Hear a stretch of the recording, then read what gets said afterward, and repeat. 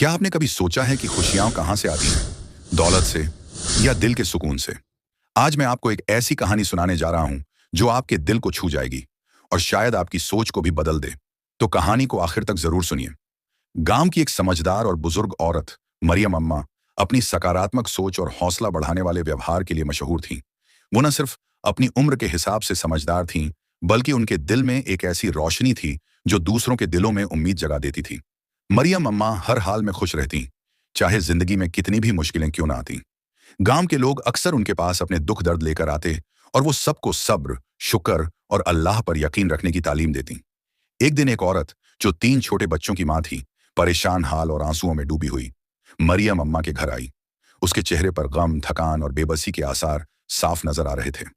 उसने आते ही कहा, मरियम अम्मा, मेरे शौहर कई महीने पहले काम के लिए शहर गए थे, मगर तब से कोई खबर नहीं आई। न कोई खत, न कोई पैगाम। मुझे समझ नहीं आ रहा कि मैं अपने बच्चों को कैसे पालूं। मैं हर दिन रो रही हूं और मेरी उम्मीदें दम तोड़ रही हैं। मरियम अम्मा ने उसके कंधे पर हाथ रखा, उसे गहरी नजर से देखा और नरम लहजे में बोली, बेटी, अल्लाह पर भरोसा रखो। मुश्किल वक्त में हिम्मत नहीं हारनी चाहिए। अगर हम मायूस हो जाएं तो हम खुद भी टूट जाते हैं और अपने बच्चों को भी कमजोर कर देते हैं।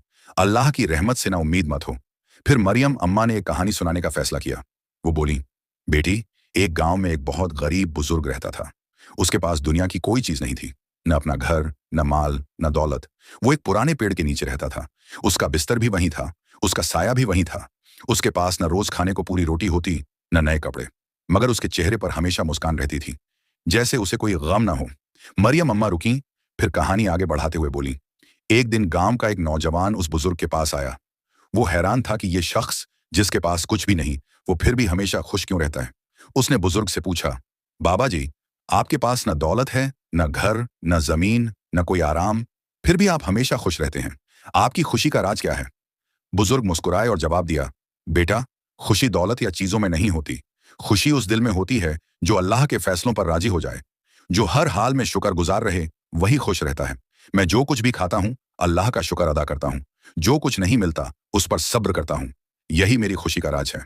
मरियम अम्मा ने औरत को देखा और बोली, देखो बेटी, उस बुजुर्ग के पास कुछ नहीं था, फिर भी वो खुश था, क्योंकि उसका दिल अल्लाह के भरोसे पर मुतमिन था। तुम भी अल्लाह पर भरोसा रखो।